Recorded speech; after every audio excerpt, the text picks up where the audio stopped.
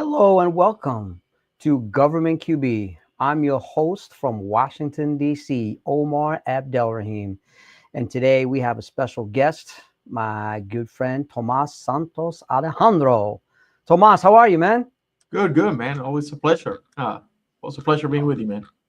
Oh man, it's always good to see you, man. Hey, so you know how we do this, man. You see that I got, you know what I'm wearing.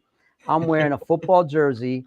I know you have a favorite team. So what's your favorite team, man? Football wise, it'll be the Bears. Being the The Bears fan. Bears. Yeah, I know. Wow. And you're located where now? Well, I'm originally from Puerto Rico, but they can, they won the Super Bowl around the time that I started getting interested in football. So I just kind of attached to them. In Puerto Rico, not having its own team, it was easy. Man, you were So doing that shuffle, right? That Chicago yeah, Bears yeah, shuffle. yeah, yeah, yeah. Refrigerator Perry, remember him? Oh The yeah, oh, yeah, yeah, fridge, yeah, the yeah. fridge, The yeah. fridge. He was a big dude, Sweetness, man. yeah, He was a big guy. He was the biggest at that time. My yeah, man. yeah, Wow. yeah. So Tomas, this is Veterans Day, man. So we want to give a shout out. And so what branch did you serve in? Navy. Well, actually, I did. I claim Navy, but I did do some time in the Army Reserve. So, Wait a but I minute. claim Navy. So how do you do it in the Army Navy game? I mean, is Navy. that I go with you Navy, Navy? Okay, man. Navy. okay. I'm Navy. just okay. All right. Welcome, shipmate. Well, thank you for your service, man. All right. Awesome to you, man. Thank you for your service. Thank you. No, it's awesome, man. It's awesome. So Tomas, so help us understand. So give us a little introduction of you and your company. And then tell us what does your company do? So we're Advent Services LLC. We're located in beautiful Panama City, Florida. We're about 47 employees now. Uh, Wow. yeah. We have several locations. We support about 10 agencies, 10 federal agencies, 8 states. We have an office in Puerto Rico, um, but that's pretty cool. That's how we get our Hubson Wow. certification. Yeah, and Wow. we're certified 8A. We're certified Hub Zone. We're certified SDB OSB.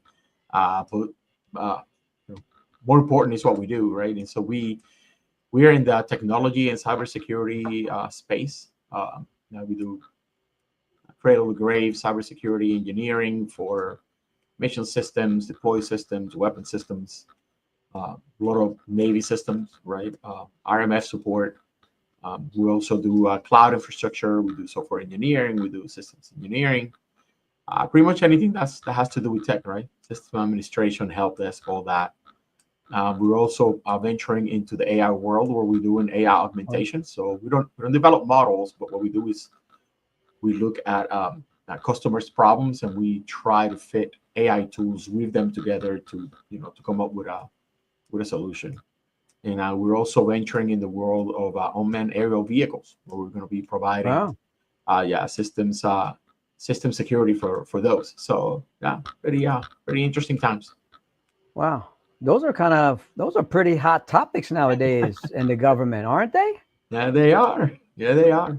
So Wow. And so when did you start up or when did you start or found Advent Services? so I founded this actually with my wife. She was actually the one that founded it. I helped her out, and that was in 2012. And Okay. then at that point, I was working for another company, and in 2014, I came to work for her as her VP of admin and tech. Eventually, Mm. we transferred ownership in 2016 to where I became 100% owner, and then I've been running things ever since. Wow. So in that short period of time, you're able to grow the company to this point. Yeah, yes, sir. That is awesome. That is awesome, man. And so just because it's Veterans Day, and we also want our fellow brothers and sisters in arms to kind of share.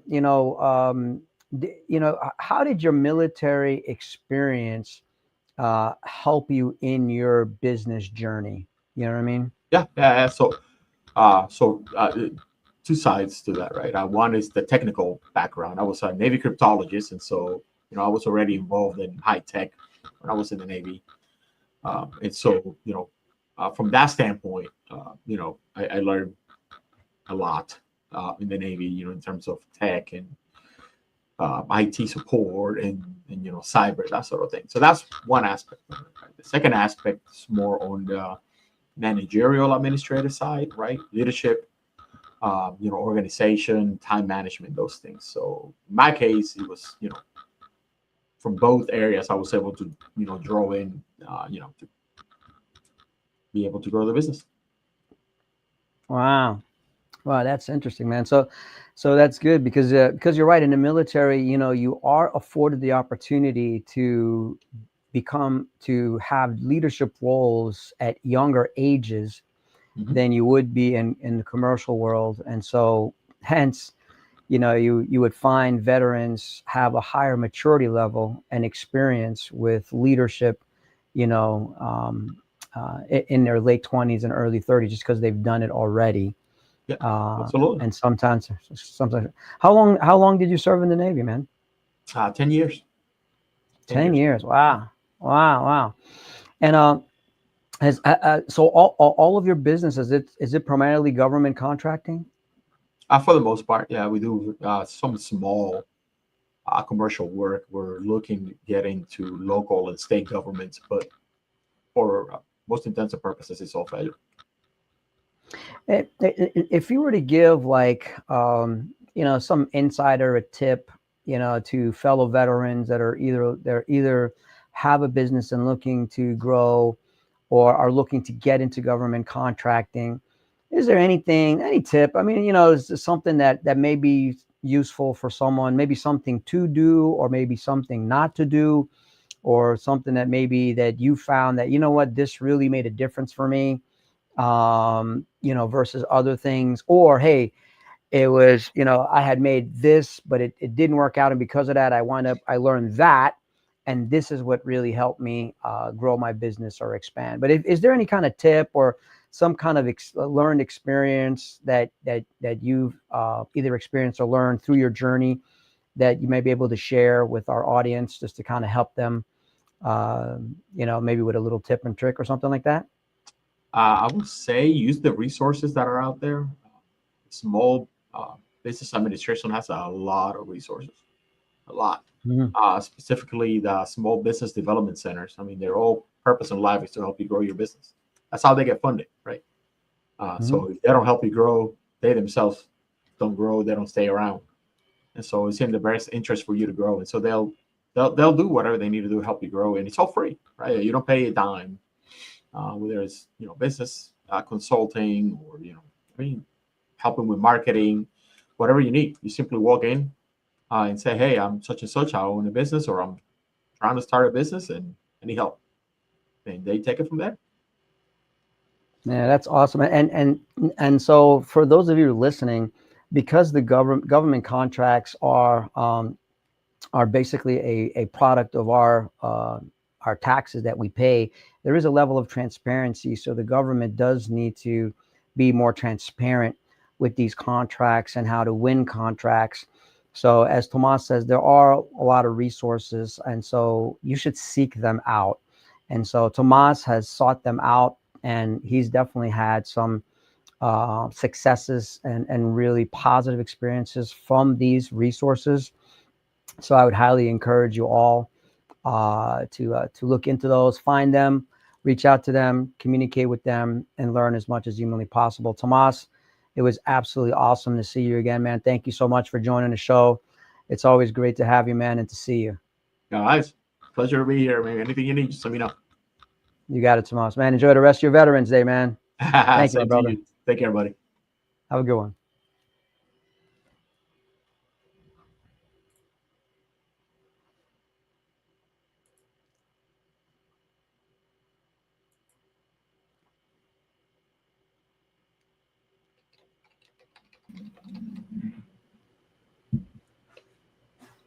Hey, Van.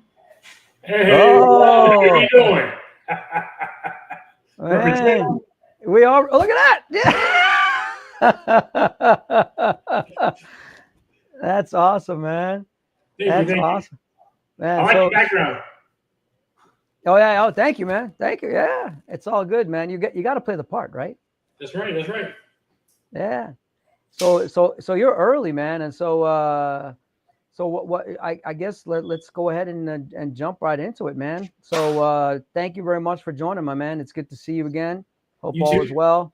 And since you got your jersey on, man, and I got my jersey on, and yesterday was Sunday, so who's your favorite team, man? Oh, wait, no doubt. The Minnesota Vikings. Minnesota Vikings. Yes, Wow, sir. wow, they're having a good year this year. They are. They are. Hope they can keep it up. Yeah, absolutely, man, absolutely. So you know what day this is? This is the day that the brothers in arms all get together. So what branch did you serve in, man? U.S. Army. Army. So check. So those of you watching, I'm Navy. This is Army. This is evidence that we can get along, except the day of the game. All I'm right. right with So, that. but then after the game, we get together again, and we're back. We're back to normal. You Yes, know what I sir. mean? So Van, if you'd be so kind, man, just give us an introduction about who you are, your company, and what does your company do? Yeah, yeah. I'm a 26-year retired veteran, United States Army, and my last 5 years in, I was working at the Naval Air Command, upgrading all the naval aircraft. And there, I was able to learn a lot about procurement and the process of spending your hard-earned tax dollars for our end users, the end warriors, and so forth. And so we started a company called CSP Management, which stands for Cost Schedule Performance for the three pillars of any government contract. We've been in business since 2013 and been highly successful at it and continue growing. That is awesome. That is awesome. So, in your journey and in your journey in your military service, could you help share how your military experience helped you in your business? Oh yeah, learning about time management.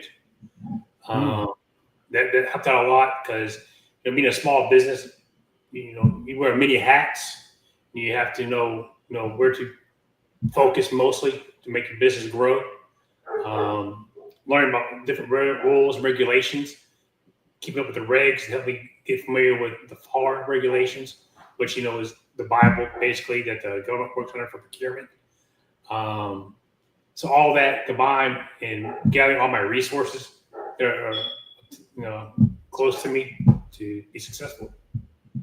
that's awesome. That is awesome. And then because so it is interesting because especially you retired, so you spent a decent amount of time in service, and so you've probably been through a bunch of training at different levels of your career, and you've probably been in leadership roles, um, and you've had to do multiple duties in a lot of different roles.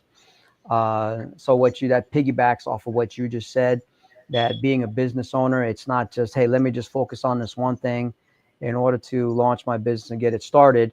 You kind of have to be diverse in the sense that, you know what, I could do a bunch of this stuff. I learned this in the military. I'm not a stranger to it. I know how to do it under pressure, right?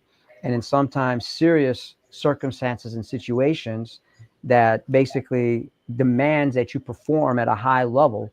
So in this particular scenario, you have similar situations, except the nature of the work isn't maybe as life threatening or as has serious repercussions, other than financial to your family, obviously. Um, but so that definitely helped you in your business, is what it sounds like. And then if there was something like a couple of things that maybe that you might want to share with the audience that helped you, like something you learned in your journey in business, that you learned that, what, that was useful for me, that helped us, that gave us a springboard, or that really helped us grow our business or to get more business. If there's anything or things that you'd like to share or you can share, that'd be greatly appreciated, man. No, definitely. My word of advice is get in and learn as much as you can. Don't take everybody's word for it. There's a lot of people out there that know more than you or know less than you. And if you learn how to navigate through the system and the bureaucracy of how procurement works, life will be a lot easier for you. You know, we help each other out, give with fellow veterans. You know, they might know something more than you or try something different. Listen to them, learn from them, and pass that knowledge on to the next group. You know, we got to work together. At the end of the day, we're still doing the same thing as we do on active duty. Is that, you know, we're taking care of one another. You know, it's the end user, you know, the sailor, you know, the airman, the soldier, the Marine on the battlefield that we're providing these particular services for. And to our business Department of Affairs, you know, again, we're helping our fellow brothers and sisters out again just after military service. You know, so you have to look at the end goal. Yeah, it's fun. You do make quite a bit of financial gain from it, but you know, we go look at the more important thing. That's each and every one of us. Yeah. So now you said a word there that may not be familiar to some of our audience, but you mentioned procurement, and you said to understand procurement.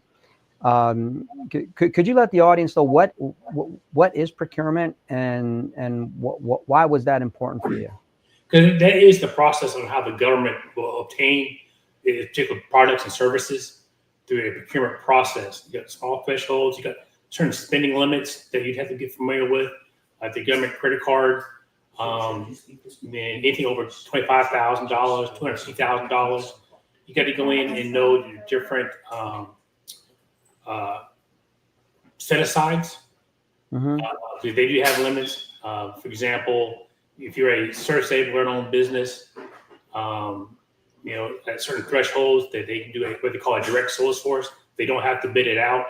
And if you don't understand the rules of engagement, then it's going to be really difficult for you to get in there and try to make a successful living. You know, I've seen companies that start up, they'll try to get a contract within 30, 60 days. I've seen some people been in for 2 years and they get fed up with all the red tape because they don't get themselves familiar with how the procurement process works, the life cycle, the sustainment. You know, if you understand all of that, then you know how to strategize your business in a position where you will be successful. You know, and something else too. You mentioned service disabled, and that is a certification that you get from the government. And are certifications important, Van? Oh, they really are. It just gives you an additional bullet in your pocket to go after certain opportunities in the federal government, because they'll have socioeconomic set-asides for woman-owned businesses, hub zone businesses, service-able-owned businesses, and so forth. And with each category, each certification you have, give you that much more opportunities in that particular playing field to get, you know, additional business with the government. Gotcha. And those of you in the audience that may not be familiar with some of these terms, but these certifications in some cases actually simplify the process for the government to procure. Procure is just another word for purchase your products or services. So the easier that you make things for your customer, then there's a higher likelihood or probability that they'll want to do business with you. And just like anything else in life, if you go into a store and all you have is cash and they're only accepting credit, then you're not gonna be able to do business with them. But if you have cash and credit, or you accept cash and credit, then you could do business with people that have cash and credit. So it's a very similar thing. It's not like an obscure or some unusual way of doing business. It's just like regular life. The easier or simpler you make it for your customer, the more likely they are to do business with you. And Van, where are you located? Well, our headquarters is in Little Rock, Arkansas, but we have offices in Washington, D.C., South Carolina, and Florida. Wow, you get around. Keep us busy. That's awesome, brother. Van, I really, really appreciate you joining us today and sharing your story and sharing some insights for our audience. I greatly appreciate it, man. I wish you a wonderful rest of your Veterans Day, and I wish you much success, man. I appreciate it. And thank you for having me. And again, happy Veterans Day to all brothers and sisters out there. You got it, brother. Good to see you. You too.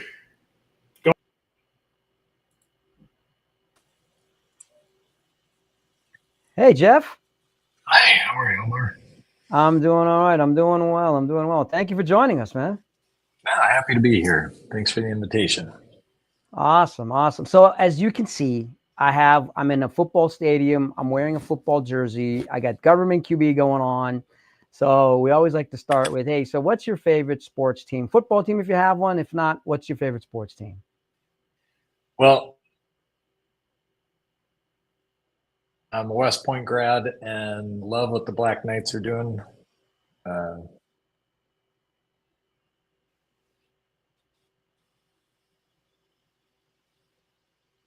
Hello, Jeff. Did I lose you? Nope. Yep. Sorry, am I there? All right. Yeah, I got you. Sorry, I was just You're saying frozen, but I hear you. Oh, okay. Hopefully it'll come back eventually. Love the Army team, Army football, West Point grad, class of 2000. So love college football. It's my favorite. Another team where I went to law school, BYU Cougars. They're having an amazing and special year. So those are my two teams right now. Wow. And they both happen to be nationally ranked at the moment. Unbelievable. It's like stars are coming into alignment. So Wow. And it's funny because our previous guest, the first guest was Navy, our previous guest was Army, so I'm Navy. So this right here is evidence the Army and Navy can get along, just not the day of the game. But but after the game, we make up and become friends. And actually, I think we're pretty even, right? I mean, we have our stretches where one of us dominates, but I think we're fairly even. Yeah, I think it's Navy years. had a really good run for a number of years. Army's been kind of clawing back, and this year's going to be a pretty amazing one. I think both teams are still undefeated. Navy might have one loss, but yeah, it's going to be an awesome game, playing for the Commander-in-Chief's trophy and all the bragging rights. So yeah, looking forward to that first week in December. That's awesome, man. Yeah, that's going to be a big one. That's a big one. And so Jeff, tell us about yourself and your company, and what does your company do? Yeah, so I mentioned I went to law school. I've been in practice for 16 years, and I started the company Solidaris Capital. We hold intellectual property there that we've put together over about 8 years of refining the tax code and looking at properties and projects, how to make tax advantage transactions accessible to high income business owners and W-2 professionals. So Solidaris has the intellectual property, and then we license it down to other sponsors who distribute it. We have relationships with broker dealers around the country, and work with independent shops and big name shops, and it's been pretty amazing. So we do tax specifically. I'm a tax attorney. I've got my undergrad, as I mentioned, from West Point, law school at BYU, and I have a postdoctorate in tax.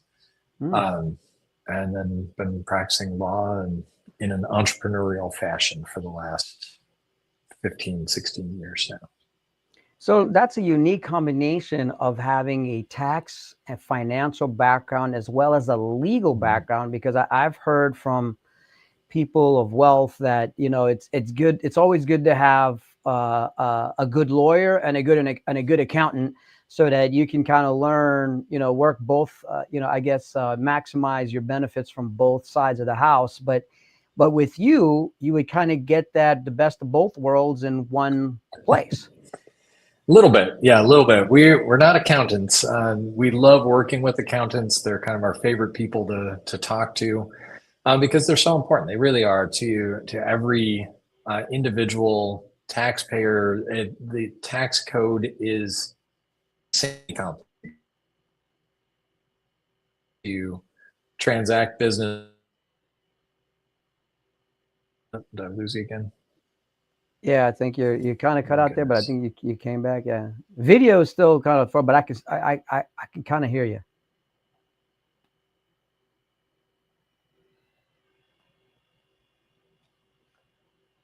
Hello, Jeff. Did we lose you there? Jeff? Wow. Yeah, I have this. I have the maximum internet I can possibly get, and somehow it's still like it's fine all day. And the moment you go and talk to somebody, everything's freezing. So my apologies on that. No Um, problem. So, what else? real quick. So who would be the person that would be the most advantageous to reach out to you? Like what would be if help our audience understand, like, hey, do I need, Yeah, if for I'm sure. a real estate investor, if I'm, am I looking for, increasing my portfolio with for retirement? Just help our audience understand. Yeah. So ideal investors in our transactions are typically business owners that are, netting, net income about $1 million a year. Um, Real estate portfolios can be great if you're doing a lot of flipping where there's short-term income, car dealerships where you have a lot of LIFO, the last in, first out. Mhm. Where you've got kind of this disparity recently of the number of cars on your lots, and so you've got those kind of individuals, high income W-2 company executives. Those are typically the ones that are best suited for our investment. People that are comfortable with some amount of risk, while at the same time being cognizant of being able to do some good in the world. Our transactions combine a mixture of business opportunity with a charitable opportunity. So the things that we do typically have a positive benefit out in the world. And, we're just as an example, a couple of different projects we're supporting this year involve a transaction for purchasing licenses, a software license that provides audio information to the blind, combines it with a Bluetooth beacon. And if that's donated to charity, then the charity puts those around at businesses and makes the town, the city, the urban area more accessible to the blind. A different one involves an AI property that we license the rights to a 12-month subscription for. And in that 12 months, criminal justice, DAs, sheriffs, police, they all have an opportunity to utilize this AI to read and kind of consume everything from open source information like Instagram and other social media to 911 calls and ballistics reports and police reports, and generate what they call a timeline to show a DA or really defense attorneys even like what the facts show in a specific case. So it's a really valuable property meant to reduce the spread of violent extremism in the world. So they sell that, but we're able to do that as a charitable donation as well. So just kind of interesting things. Wow, man. So no, that is definitely interesting. So that's good to know. And then, so is there something from your military experience, or how did your military experience help you in your business? Yeah, military experience helps all the time. I mean, it's everything from waking up every day and saying, "Okay, it's time to go to work," there's really no magic bullet. There's anybody that says you're going to get rich quick, it doesn't work that way. You get up every day and you keep slugging at it, and you find something unique that you can do, and find a way to leverage on that. So I think one of the key things for me has been being a veteran, having that ability and desire to just continue when odds might be stacked against you. Another thing that's been helpful is the network. I mean, the network's fantastic of just veterans that are interested in and looking to support other veterans. We've hired a couple veterans. We look to expand our reach and offer opportunities that way. And so, I can't think of a way that it doesn't help. Yeah, it's interesting that you said that, because I mean, some of the things that I've experienced, and with some of our fellow brothers and sisters in arms, is that the level of discipline that we picked up in service, and also commitment and drive, those things. And then some of the other things too that some people have also expressed is the honor. Like, like we do things like people who serve typically like to do things at a higher level. They want to perform just because it was rewarded, right? That's how we got ribbons and medals, right? Was when you did something, you got rewarded for it. And so it's something that's kind of ingrained in a lot of people in service. So I wholeheartedly agree with you, and I've experienced it myself, and I think that's across the board one of the core things that a lot of that a lot of veterans have mentioned, was that really helped them. And you had mentioned a couple of things in there, but if you were to give like a tip to like a fellow up and coming entrepreneur or someone aspiring to be an entrepreneur, if there is anything, obviously there is no get rich quick scheme kind of thing. Although you can make considerable amounts of money in some areas quicker than others, right? But if you were to give like a tip or some kind of advice, for someone, like I said, aspiring or new, or has been doing it for a little bit and just looking for a little inspiration, what might you share? Yeah, I think that's great. And I agree with you completely. There are certain areas that you can find that are easier to make money in than while still putting in effort in that. So there's a difference between get rich quick scheme and areas that are ripe for innovation. I think the advice I would give to an entrepreneur is find something that's a little disruptive, or find something that's a little unique that you have passion about, and figure out a way to be different, to differentiate yourself.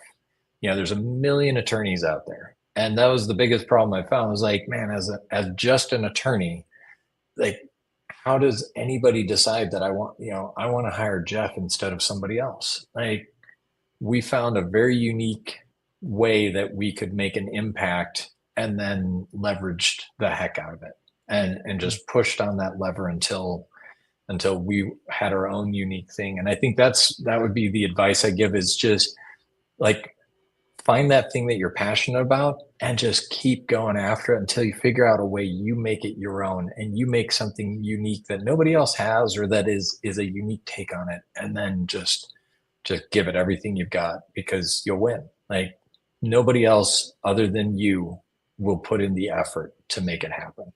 So go get them.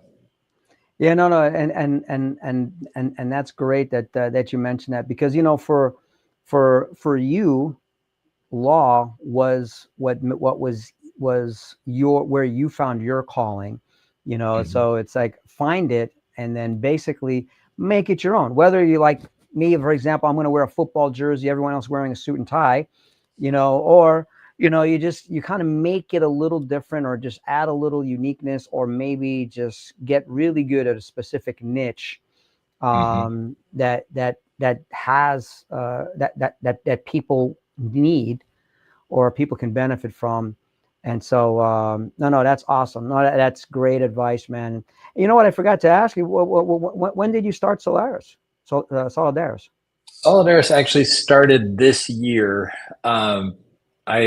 It's the transaction and all the work that we've done started back in 2016, when I partnered with my business partner back then, who was a tax law professor. So I kind of aligned myself with an expert in the field, and we started creating. And so it's gone through a couple iterations to get to this point, but my partner retired in January of this year.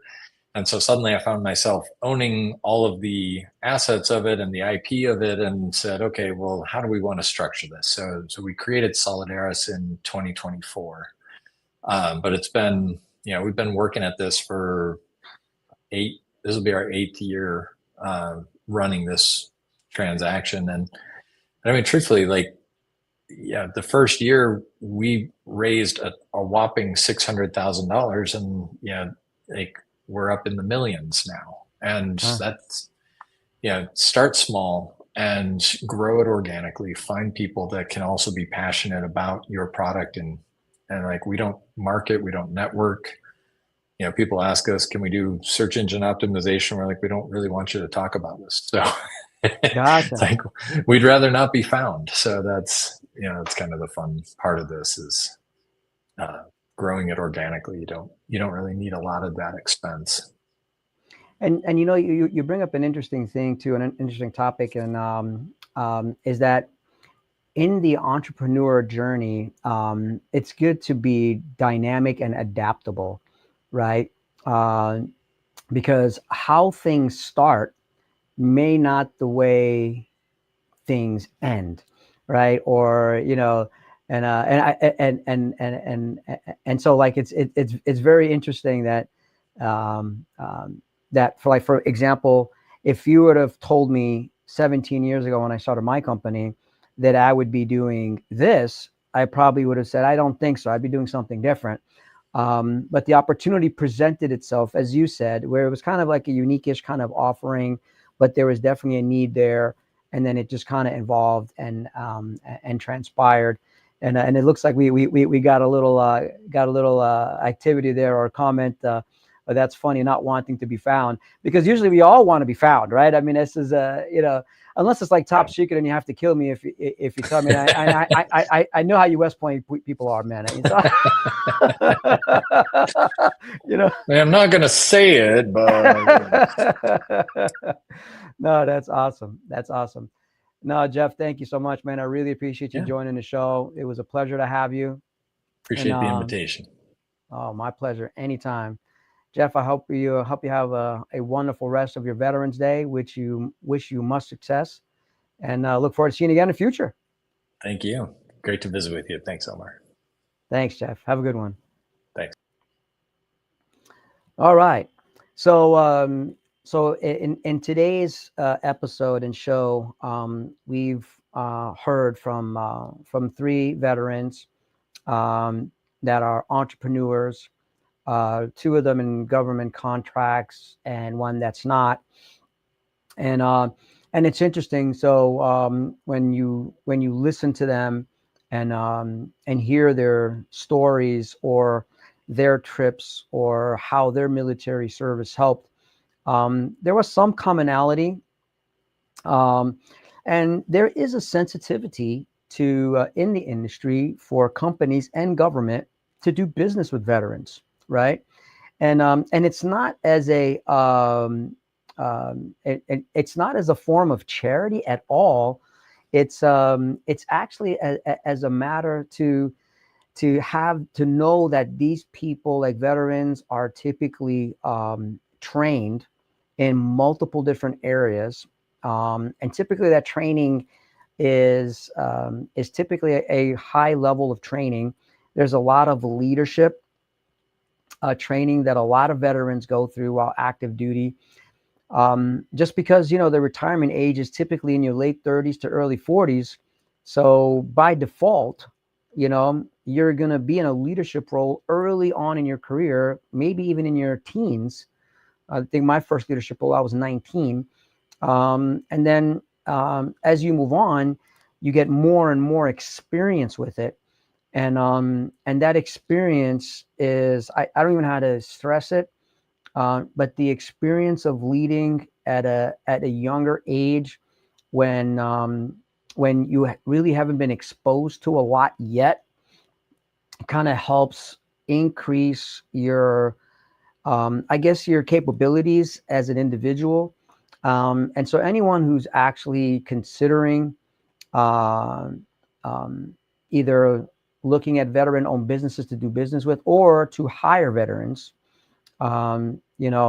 it's definitely encouraged. Like I said, it's not for any charitable anything at all. A lot of these people are very qualified. I would say the mass majority of them are very qualified, very capable, can do it. And the nature of the military, we could get orders to go into different situations, different circumstances. Some of them are high risk circumstances where you have to learn a new skill set, and new capability, an expansion of on your existing knowledge, or even new knowledge that they are very dynamic. They're typically easier to train just because their entire careers in the military has been nothing but, hey, I'm here for 2 years. I got my new orders. I'm someplace else for 2 years. Hey, I just got something else. I have to be someplace else for 3 years. Hey, I have to deploy. And because of this deployment and these different orders, I have to learn new things. Sometimes it's learning new cultures, new languages, new mannerisms, new modes of communication, new technologies, new leadership. So obviously, if you've led a team of less than 5 people, it's a little different than leading a team of 20 plus people. And then even I have friends and brothers in arms that have led people, groups of teams of people that are over 1,000, where they led platoons and commands. So it's a different level of leadership, and that requires training. And so pretty much anyone who has served any significant amount of time in military, they will have these capabilities, these skills, and they will be typically more motivated, and they will operate typically at a higher level, especially if there's rewards. I mean, this is the best thing that you can ever do in any company, whether you have people that are from the military or not. If you have an incentive system in your companies that will motivate people to do things, to grow, to expand, to make more money, to have a bigger impact, to basically increase their level of knowledge, capability. Military, the military families, military community is not strangers to learning new technologies, new methods of leadership, new techniques of doing anything. So highly encourage it. I've worked with many military retirees, former veterans, or veterans from all the branches, actually, and they're all solid. I mean, I can't say that I've had a bad experience. Actually, it's not been nothing but good. The only thing that I would say is that it takes time for someone after service to kind of get out of the saluting, the sir, you know what I mean, is that kind of stuff. But that's out of respect. So that's another thing too that you will wind up seeing from former military or veterans, is that there is a level of respect, because it's ingrained. You're ingrained with that level of respect, with dignity. When you wear a uniform, you wear it with pride. It's usually nice and sharp. So these are good qualities that I've always experienced with veterans. I can't recall any veterans that I've served with that didn't display that. Now, with relationship to the first couple of companies in government contracting is an interesting place to do business. It is a tremendous opportunity for companies that are that either have some experience commercially. They typically will have a better platform, and so or they have a better opportunity just because you've actually transacted. You understand that. But it's just like anything else. When you get into a new line of work, whether it's government contracting, whether it's commercial, whether it's law, whether it's finance, it's always good to understand the market itself. Like, what does that look like? What does it take to do business in that market or in that segment? I mean, it's just very simple stuff. It doesn't matter if it's commercial, government, or not. You want to do some market research, do some homework. Like, what is in demand now? Like, what are companies and people and organizations in need of? Like, what are their problems? What are their initiatives? What are their directives? What are their mandates? What are their challenges? It's good to understand that, so that when you get into conversations with these people that are decision makers or people of influence, that you understand what they're going through. And so when you do that, it makes it easier for you to tell the story, and that story should relate to that person you're telling the story to. I can't stress that enough. It doesn't matter what you're selling. I mean, you could be selling pens, but if you can relate how that pen is going to help the person you're talking to, then that person will relate to it. And that relationship or that understanding of that person will just make them, or it will help them feel or motivate them to want to do business with you because you did your homework. You understood their world, you understood their situation, and you kind of understand how to solve their problem or help them meet their goals. And so at Government QB, that's really what we do. And we do focus on government, just because I myself have sold to the government since the late 90s in corporate America. And I've been formally trained on how to do that. I did that for 7 years and started my company in 2017. So we've helped over 100 companies do this. It's not really a one size fits all. So, different industries have different uniquenesses, but there are things that are like base things that you need to do in order to make yourself attractive to the government or give yourself the best capability or opportunity to do business in the government. And if you know that, then you're not starting at square one. You're starting maybe at square three. And the more that you have of that knowledge, you could be starting off where when you're initially interacting, engaging with government, you could be at that point ready to secure work, to get a work from the government. I've actually seen it. We've had companies that were, after just a little bit of training and preparation, they were able to secure contracts with the government in the 7-figure range, actually. I wouldn't say that's typical and that's normal, but the better you prepare yourself, the more educated or knowledgeable about the space you will seem to the person that you're talking to if they're in the government. And if they feel like, you know what, you know quite a bit, you seem like you understand how we work, you know what, let me introduce you to the person who you really need to talk to that can make these decisions. And that right there is huge. And if you could do that and you know how to understand government's initiatives and how to relate what you do to that right there will definitely open up a lot more doors for you than if you didn't. And I've seen it where large companies, if they meet you and they wait a minute, that's something that is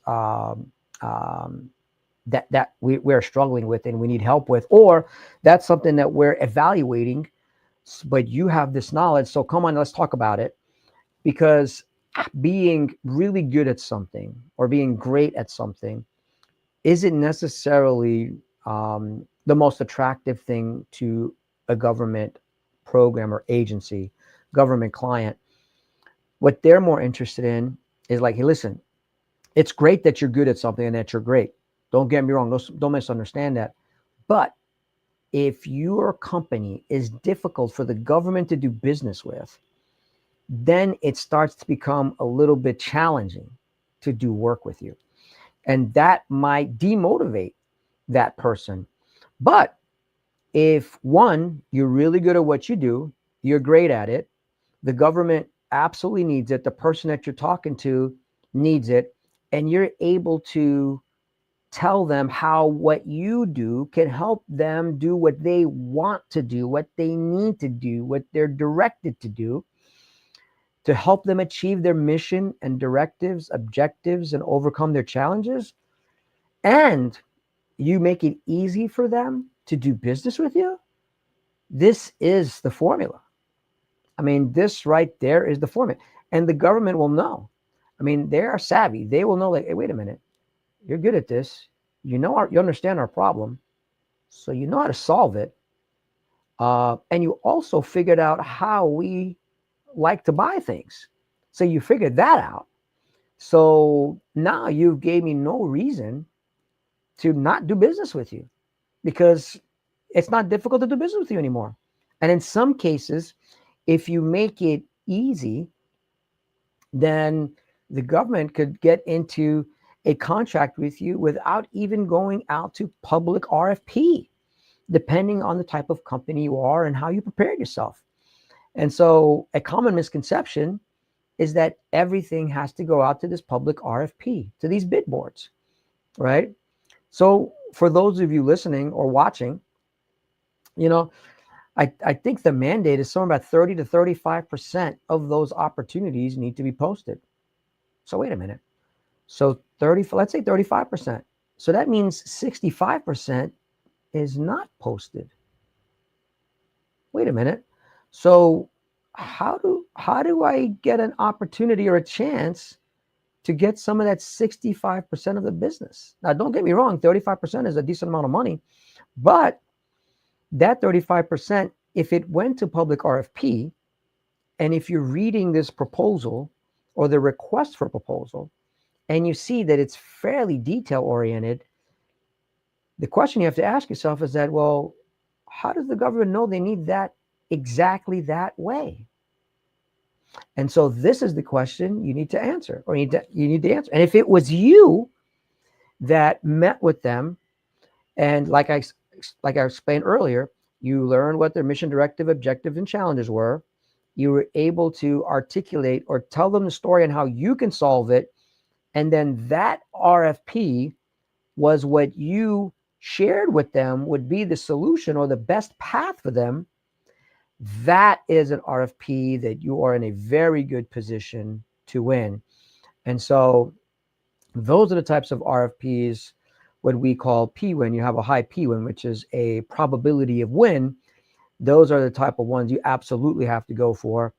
I'm not saying don't go for RFPs, but just know that if you look at an RFP, a request for proposal, on a bid board, and there's an extensive amount of detail, and you are not the one, you have not met these people in the government before, you did not talk with them, you did not meet with them, you did not discuss this with them, and they have it, this basically leads me to believe that someone is already talking with them and they shared with them a solution, and the government liked the solution, and hence they said, hey, listen, we like this. We reached out to industry. We did market research. And in that journey of market research, or acquisition planning, sometimes it's called, this is what we have identified as our ideal solution. And then they'll put out a request for proposal. In that case, if you did not do that, then your P-win or probability to win is probably fairly low.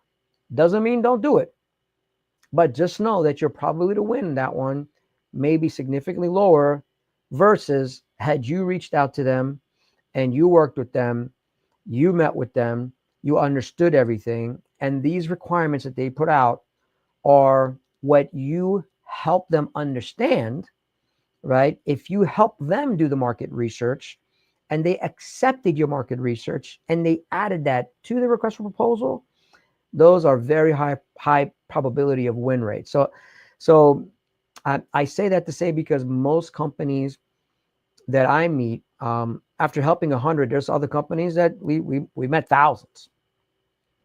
And the most common thing I said, hey, Omar, we just don't see any RFPs that match what we do exactly.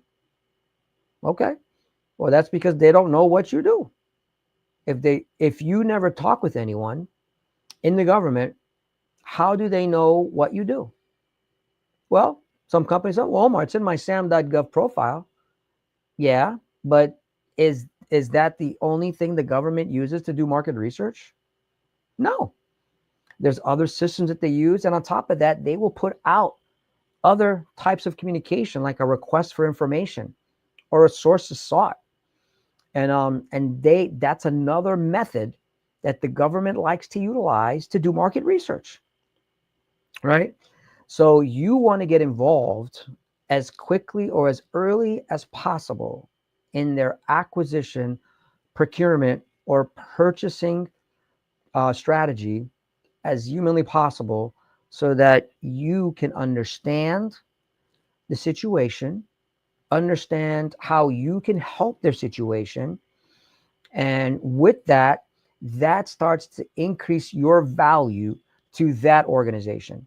And with that being said, there is a likelihood they will accept or they will utilize some of what you said in their correspondences, in their public notices, and potentially add that into the RFP. Or if your company checks certain boxes, if you have certain certifications, they may not have to do a public RFP at all.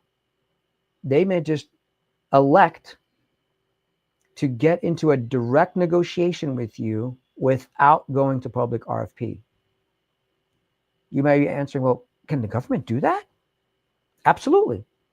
There's multiple different techniques or methods or methodologies that are written in the FAR, which is the Federal Acquisition Regulations, and the CFR, which is the Code of Federal Regulations, that affords the government the ability based on certain circumstances.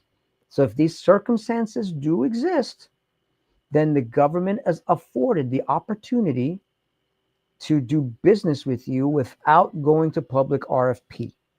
Okay. Now, this isn't the majority of companies, right? So it's actually a smaller percentage of companies. But you know what, Omar? I don't meet that criteria.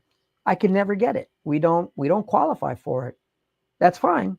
But is there anything that keeps you from reaching out to a company that might have that qualification or that certification and strike a relationship with them and actually do that business that way? Interesting concept, right? So this is a concept we call teaming and partnering. This is very, very, very common. And a lot of companies will say, hey, listen, doesn't the government look down on that? I mean, wouldn't the government look down on that? Absolutely not. The government encourages it. They encourage it wholeheartedly. I see so many contracts where it actually says teaming agreements, teaming partners.